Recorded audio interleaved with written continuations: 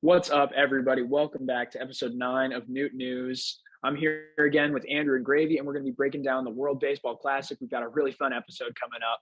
Also, we want to note that we've got Dan Guerrero coming on in 2 weeks. So that's going to be super exciting. We're going to be talking all things Cardinals prospects, covering the farm system, talking about tomorrow's talent. So, yeah, let's get into it. So it's been a super exciting week. Tons going on for the Cardinals. We're going to start with them, and then we're going to move to the WBC. So the biggest storyline coming out of Cards Camp is probably Jordan Walker. And we know everyone's covered him by now, but we wanted to weigh in and give you our 2 cents. So I guess the first question, we're just going to do yes or no, and then we'll go around for another round. Is Jordan Walker making the opening day roster? I lean more towards yes, because we have that DH slot open. I know we have O'Neill, Carlson, and Nootbaar in the outfield. And unless one of them goes down with injury, I feel like their spots are pretty safe for now. We've seen Nootbaar tear it up in the WBC. We'll cover that later. Carlson has hit really well in camp. And O'Neill has such a high ceiling that even if he struggles in camp, I don't really think you can leave him off the starting lineup. But I think Walker will get some reps in the outfield, and he'll also see considerable time at DH. I think Juan Yepez might get a little bit sidelined as a bench bat. I don't think the Cardinals value him as much as any of those three outfielders. Yeah, I agree. I think he will make the opening day roster. I mean, he's just simply tearing it up in spring training. In terms of the Cardinals, he's leading in runs, home runs, OPS, doubles, hits, and in terms of the entire MLB, he's leading the league in slugging percentage. So he's simply just unbelievable in his short time in the spring training, and I think he deserves a spot on the roster. For me, I know this is going to go against how most people see this. I'm leaning towards no. And I think if I was the one making the decision, I would probably leave him down, at least for the very beginning of the year. Like Andrew said, we've got a really solid outfield. It's not like this is a place of need on the team. So for some other teams where you necessarily don't have the outfield talent that the Cardinals have or the depth, yeah, Jordan Walker would break through really fast. Arizona, for example, Corbin Carroll is going to be on the opening day roster. It's a little different. He's already played in the big leagues a bit, but he's going to be there because they don't have what the Cardinals have in the outfield. But like Andrew said, the Cardinals have 3 all-star caliber players out there. Lars Nootbaar seems like someone that they're really committed to. Of the 4 options, he probably has the least pedigree, but he's really proven it at the big league level. He mashed at AAA and mashed at the big league level for about 400 plate appearances now. So that's a pretty good sample size to say someone is decent. You know, Lars is going to go out there. He's going to give you great defense, and he's going to give you some power, some good plate discipline. Until that changes, I think his spot's pretty secure. O'Neill's got that super high ceiling. I mean, his 2021, he finished 6th in NL MVP voting. That's a type of ceiling that Jordan Walker might not even reach. Obviously, we have big hopes for him. We think he's going to be an MVP someday. We love the guy, love his tools. But I mean, realistically, a lot of prospects don't even reach that. So O'Neill's got a spot, I think, until he proves that he can't do it. Obviously, last year there were some health concerns, but he's healthy now. He's ready to go. And I expect to see him round back into all-star form. Carlson has the highest pedigree of the 3 outfielders on the roster right now. And I think they're going to keep rolling with him. He can play center, which is a big thing in his favor. And he's got loud tools. He's got awesome tools. I think Carlson needs a chance. I think we need to roll with him. He obviously wasn't healthy either last year. So I think that doesn't leave Jordan Walker with a spot in the starting 3. Now, do you carry Jordan Walker as a depth outfielder? I say absolutely not. I would much rather see Alec Burleson as a depth outfielder. I'd much rather see Walker not as one of those. Obviously, the DH spot is also open, but I think between Contreras not catching every day, mixing and matching in the infield with Gorman, you're not going to have someone getting all of those reps. I'd much rather see Yepez take about 50% of those, Gorman, Donovan, Contreras split up the rest, and let Walker get plate appearances every single day in AAA. So that's just my 2 cents. I don't want to see him come up and get rushed and then not get chances to play. Plus, he's never even played at the AAA level, and he's still in the middle of a position change. It's a lot. It's a lot to put a guy up.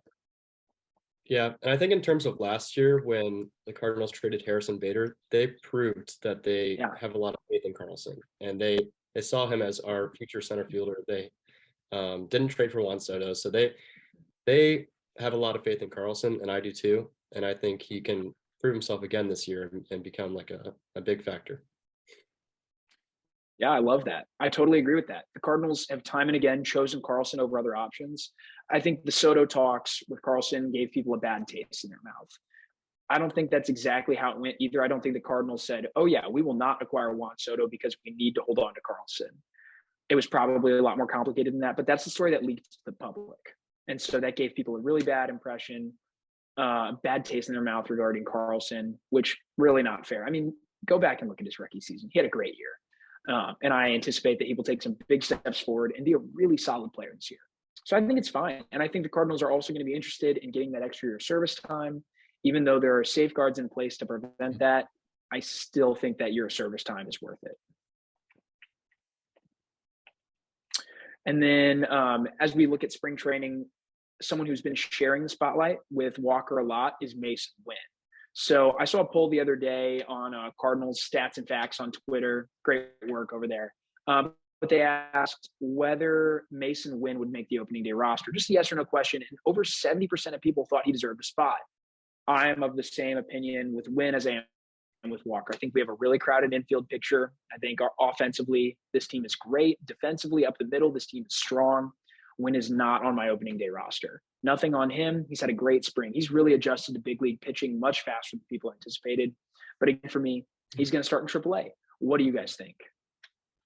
I think the infield situation is even more crowded than the outfield situation, because you have up the middle, you have Edman, Donovan, Gorman, and maybe even DeYoung if you want to throw him in there. Yeah. And that's four guys who the Cardinals are going to put there. And there's pretty much no way Masyn Winn will get called up unless like two of those guys go down. Like say Paul DeYoung is ineffective and then Tommy Edman is hurt for like a majority of the season. That's like the only way I see Masyn Winn getting called up. And even then, I don't know if he'll get the shot, because we could stick Donovan at short and then Gorman at second, and then Masyn Winn is a bench bat. And as we've seen, the Cardinals are not willing to call up their top prospects just for them to be a platoon bat or ride the bench. So I don't think even then that would really happen. Yeah, this situation reminds me of Herrera as well. I think there's a reason Herrera is not going to be on the major league roster right away. You don't want him to be a bench bat. You don't want him to ride the bench behind somebody else. You want him to get lots of reps so he can fully develop. You know, the Cardinals don't want to undercook these guys and then take them out of the oven before they're ready. That is just not the Cardinal philosophy. And so I think that's exactly why you're going to see Winn starting down. It's exactly why you're going to see Herrera starting down. It's exactly why you're not going to see some of these young pitchers at the MLB level right away. You know, we don't want to have guys not doing the role that they're meant to do. Let them develop fully in AAA. That's the way I see it. And I think it's a little different with Walker, obviously, because some people argue that he is ready, but there just might not be a place. So the WBC started this week, something we've all been really excited about for a long time. And I think MLB did a pretty good job marketing leading up. You know, lots of familiar faces on the teams, being involved in the games. It's been great. Lots of MLB stars, from Shohei Ohtani to Nolan Arenado and Paul Goldschmidt. We've seen some of our favorite players killing it already. So, Andrew, we're going to talk about some Cardinal performances so far. Who has stuck out to you? I mean, I have to go with Lars Nootbaar. He's tearing up Japan with his charisma and his play. He's played really well for them. I think he went 2 for 4 with a couple of walks in the game this morning, which I stayed up for. That was pretty fun. He's got little kids in Little League in Japan grinding the pepper. Like it's amazing. He's gotten our Cardinal celebration to be like a worldwide phenomenon, which is really, really cool to see. When Shohei Ohtani's grinding the pepper, how can you not? That's awesome. Yeah, Lars has had a great classic so far. It's been a little bit better than his teammate Tommy Edman, who has struggled thus far with Korea. But, you know, that's okay. Edman's a super talented player, and I'm not worried about it. Small sample size. Threw that ball away. We were talking about that earlier.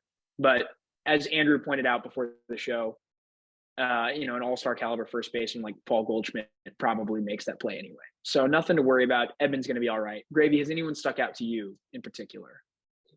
Yeah, I mean, Lars Nootbaar has been simply incredible. I've been following his Twitter buzz with everything going on. And he's just been, like as Katie put it, an international sensation. And I've personally really enjoyed watching him. And of course, Paul Goldschmidt, Nolan Arenado, they're both making the cases for MVP again early on in the Classic. Arenado had a grand slam, I think, yesterday. So yeah, things are looking good for our guys. Yeah, thus far, Team USA has played in a couple exhibition games, and there have been some really fun performances so far. So, as Gravy mentioned, Nolan Arenado had a grand slam yesterday in their exhibition game against the Angels, which Team USA won. Nice bounce back after a pretty surprising loss, I guess, to a spring training Giants team. But yeah, it was awesome. Miles Michaelis started that first game, didn't look his best, but got the job done, whatever. And Team USA is going to be all right. Nolan Arenado and Paul Goldschmidt are super exciting in this lineup, and it's just an incredible lineup. I was looking at it yesterday, and there's probably the argument that you've got 4 like pretty serious future Hall of Famers on there between Arenado, Goldschmidt, Trout, and Betts. Trout's probably the only lock, but I would say all 4 of those guys have a really good shot. And then some of the younger guys as well, moving down the lineup. Trey Turner is on pace to make that case. Kyle Tucker, really young, but on pace, super exciting. So it's a pretty incredible lineup that Team USA has put together. And then, some of the teams have been playing exhibition games against other people as well. So we had the Cardinals yesterday face off against the Nicaraguan national squad. And Ryan Helsley was definitely a bright spot in that game. He was unbelievable. Came in, 3 strikeouts, then left. That was his day. Just absolutely diced up those hitters. So it's been a really encouraging week for the Cardinals. So, Andrew, now that we've got pools A and B going full swing, what are some of your thoughts? What are some of the big takeaways, and what do people need to know? I think Team Japan is as advertised. We saw them beat Korea 13-4 earlier this morning. They beat China by fewer runs. I think it was 8-1. But Korea has been really disappointing. We expected them. I think most people would have had them coming out of Pool B, but they start off 0-2 with a really surprising loss to Australia, and then of course the blowout to Japan. They have to win the next 2 games to advance, and they also, it's not guaranteed, because if another team goes 2-2, they have to beat them on run differential, which is the tiebreaker. And their run differential sits at -10 right now, so they have to beat the Czech Republic and China by a significant amount. I think they'll beat both of those teams, but neither of those teams have any like real professional talent on them. The Czech Republic is just a team of people with day jobs, which is really cool to see that they. Eric Sogard. Yeah. And Team China, they've looked a lot better than I thought they were going to be in the Classic, mostly because news came out before the Classic started that Team China had lost like 13-0 to a Japanese amateur team. So I thought Team China was just done for from the start, but they've actually looked pretty okay. They're 0-2, but I think Korea should be able to handle them, no problem. It's just going to be a matter of whether or not they can score enough runs in both games to get that tiebreaker. Assuming Australia beats China, now that China's lost to the Czech Republic, they're probably the worst team in this year's Classic. But assuming Australia beats China, if they beat the Czech Republic, that's an elimination for Korea. Korea's gone. And Australia would be the surprise of the tournament moving on. How likely do you think that is to happen? I think that's actually pretty likely. I know the announcers this morning were talking about this being a do or die game for Korea, and it did not go nearly as planned. They burned their ace in Kwon Young Kim, who we know very well here. He looked really strong through 2 innings, and then it all fell apart for him. Gave up 4 earned runs in the third, taking the loss there. So, I mean, it looks pretty bleak for them. I think Australia would need to lose to. They're probably going to lose to Japan, so I think we can write that down. But they have to lose a game to either China or the Czech Republic, and I think Australia has a few proven major leaguers on that team, so it doesn't seem all that likely that they will lose. Yeah, after pulling the big upset, they've really put themselves in a great position where it's going to be tough to not succeed, honestly. And it's just a bummer for Korea because there's some serious MLB talent on that team. Obviously, you have Tommy Edman, who was awesome last year, but Kwon Young Kim came stateside for a couple of years and was really, really good. He didn't go back because of ineffectiveness. He went back because he wanted to be closer to his family. That's something important that people need to know. And then, the KBO former MVP who's going to get posted this offseason, hopefully, super exciting. Big bat, tons of power, great tools. So, I mean, it's a little surprising to see Korea like this. Definitely a bummer. Not what people expected. Yeah, I was this morning rooting for a mercy rule win, which I did not think was going to happen in this game. I thought it was going to be a lot closer, but I just Yeah. wanted to go back to bed. I wanted Japan to just score one more run for me, so I could sleep a little earlier. But it's okay. Yeah, Japan is incredible. That team just top to bottom. I think they're going to come out of that top half, and they're going to either face the U.S. or the Dominican. But hey, as Australia showed us the other day against Korea, upsets can happen. Let's talk about the other pool a little bit as well. Gravy, have you been keeping up with any of those games? It's been really exciting. Yeah, unfortunately, I haven't been up to date on the teams in the pools, but yeah, I mean, I can comment on the Czech Republic game. That was incredible. Apparently, it was their first ever win in the World Baseball Classic. So, and they beat China in that game. So that was an incredible game to see. But yeah, I have not been watching a lot of the games since they are at pretty odd times at 4 a.m, as Andrew said. But I will not be staying up for any more games. That's it. That's it for me. It was very fun, but I can't do it. The timing is absolutely brutal. But yeah, over on the other side, we've got the Netherlands, who are off to a really good start. They're 2-0 right now, which is good for them. And then at the bottom, Cuba was facing what was really an elimination game. And they were able to beat Panama, which was really good for them. Keeps their hopes alive. I think a lot of us saw Cuba as the second best team on that side. Would you guys agree? But right now, it looks like Italy is the story of Pool A and has a chance to advance. Even with the loss, I believe they're 1-1 now. I don't know. That's probably the quadrant or the pool with the least MLB talent out of all of them. The Netherlands has the big names because they're, they have Curacao.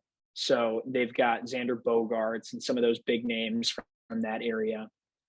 But yeah, I think we're probably going to see the Netherlands move on. And Andrew, who do you think is going to come out of Pool A? Obviously, the Netherlands have been off to a great start, but some of those other teams, especially China, Taipei, and Italy, seem like they've got a really good shot.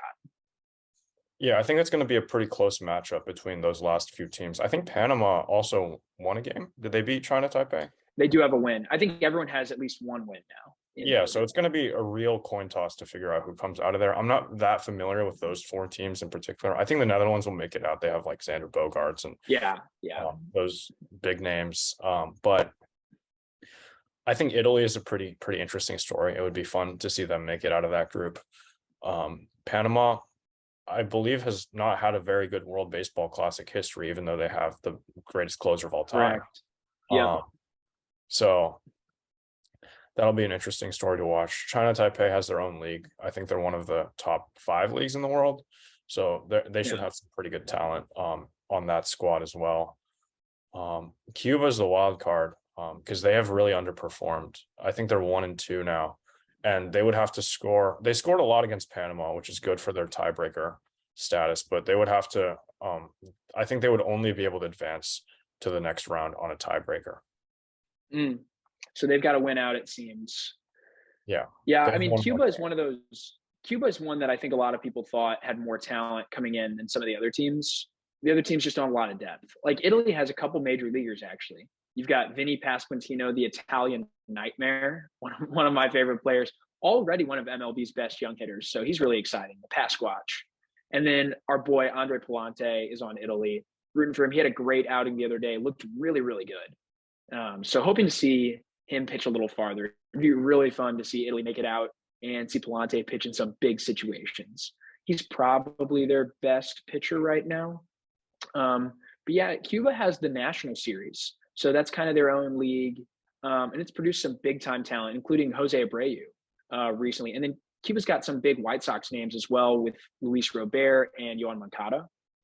So you'd like to see Cuba. I mean, they've got a lot of talent. But yeah, you're right. They have underperformed so far, fallen to a 1-2 record. They're really going to need to gut this one out. Yeah, I think Italy is. Oh, sorry. I think Italy is quite the dark horse of that group. I mean, they do have Matt Harvey as their ace. Yes. That's an interesting name. But I don't really see them making it out of Pool A. I think Netherlands has the best shot out of those 5 teams. Absolutely. And then we've got Pools C and D going to get started this weekend, which is just super exciting. So obviously the Americans are going to be in Pool C, and our biggest competition is probably Venezuela. Andrew, do you think the Americans are going to make it out pretty easily? Venezuela's in Pool D. I think Mexico, I would say, is our biggest competition. Right. I don't see any way the U.S. doesn't make it out of the group stage. They got Great Britain on Saturday. I believe they have one major leaguer in is it Trace Thompson. Trace Thompson. Yeah. So that'll be fun. We'll get to see Wayno and see if his velo is back up. Hopefully it is. But if not, he'll probably still mow through the British hitters anyway. So we saw the lineup show some of its weaknesses against the Giants, which is a little bit unfortunate, but I think that was just a one-time anomaly, and against some poor British minor leaguer, it should have no problem. Yeah, I misspoke earlier. That was my bad. It's actually Colombia that's in Pool C with the U.S. Venezuela's in Pool D. So to go over those real quick, the U.S. is going to be in a pool with Canada, Colombia, Great Britain, and Mexico. So I think it's pretty safe to say the U.S. is going to get out of there. Either Canada or Mexico seems to me like the best bet to move on. Canada's got some real major league talent between Freeman and O'Neill. Mexico has some major league pitching, which is pretty exciting. They got a decent rotation actually down there, I think. Isn't Taiwan Walker on that team, or is he not? Yeah, I believe he is. And of course, Giovanni Gallegos is there in the bullpen. Leo Urias is their ace, I believe. That's it. Yeah, they've got some real pitching talent. And then in Pool D, you've got maybe the tournament favorite, the Dominican Republic. I mean, they are just so strong top to bottom. They can pitch, they can close out games, they got an offense. And they're going to be in a pool with Israel, Nicaragua, Puerto Rico, and Venezuela.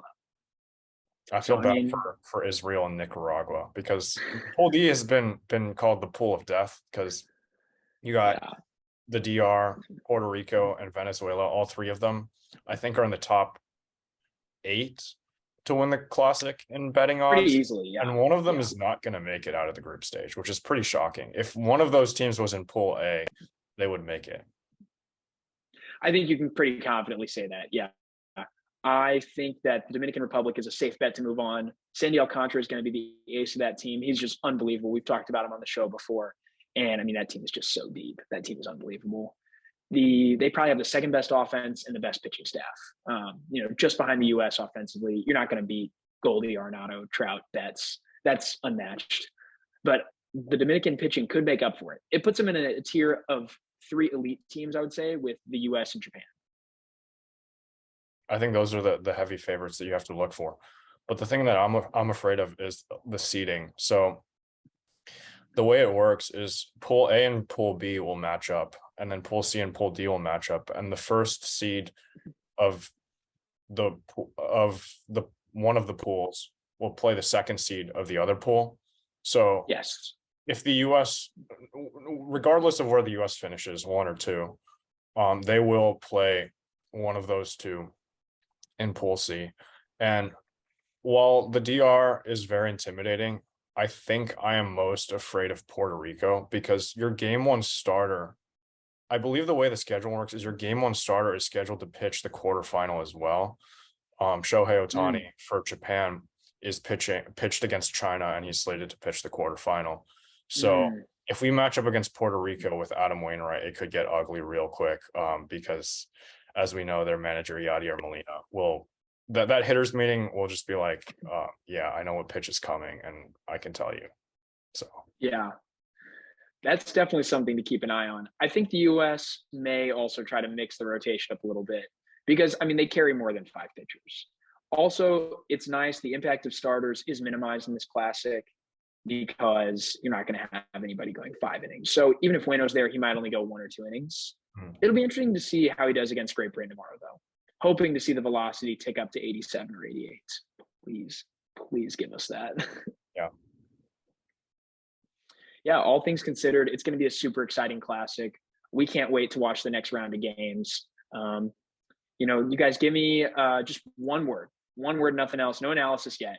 Give me the winner of this Classic. I got to say Team USA. Team USA. What do you think, Andrew? I'm going with Team Japan. I stayed up for them. So all right. I'll take the USA. No one took the Dominican. I'll take the USA. I gotta believe.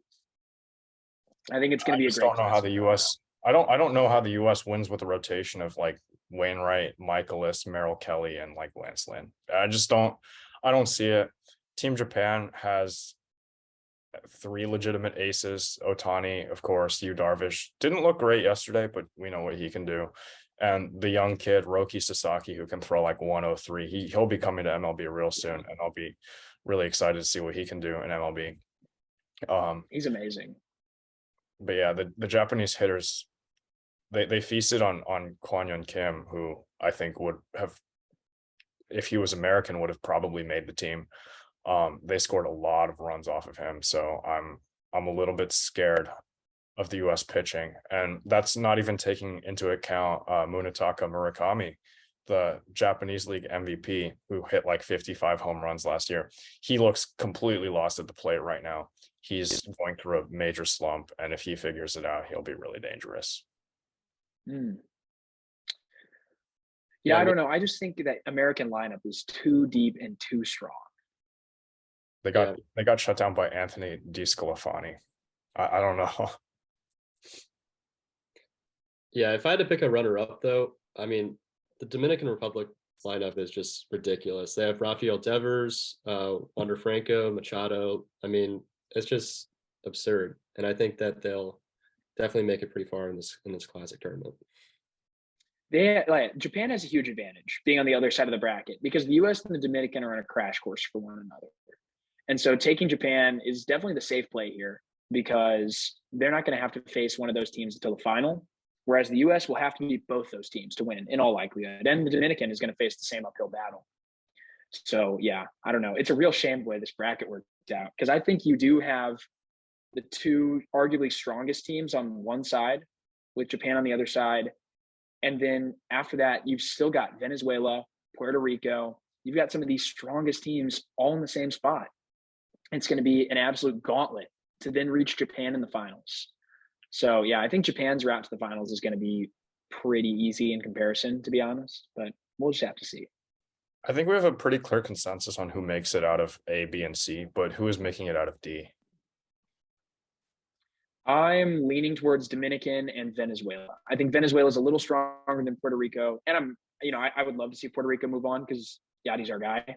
But I think Venezuela is really strong, even without Contreras back there catching for them, which probably a big blow. We'd love to have his bat.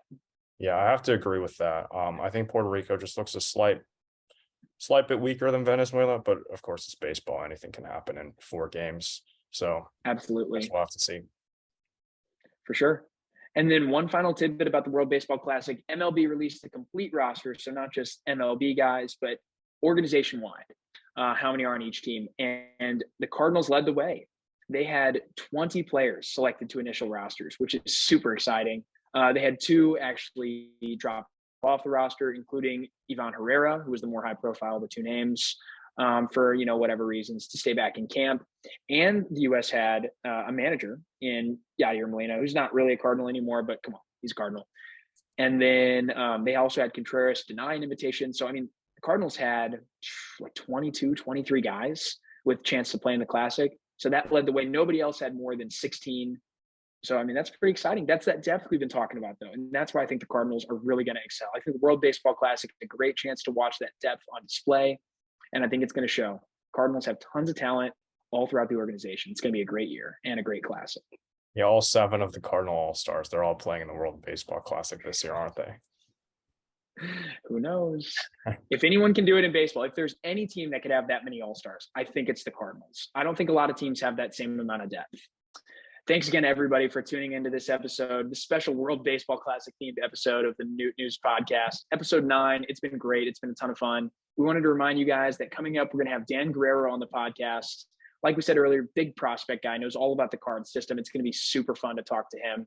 And then please go back and watch some of our earlier episodes as well. We just had a great conversation with Katie Wu of The Athletic, Missouri Sports Writer of the Year. So that was super exciting. Please go back and check that out. And before that, we had a great talk with Jeff Jones. Talked all about spring training, all about the season.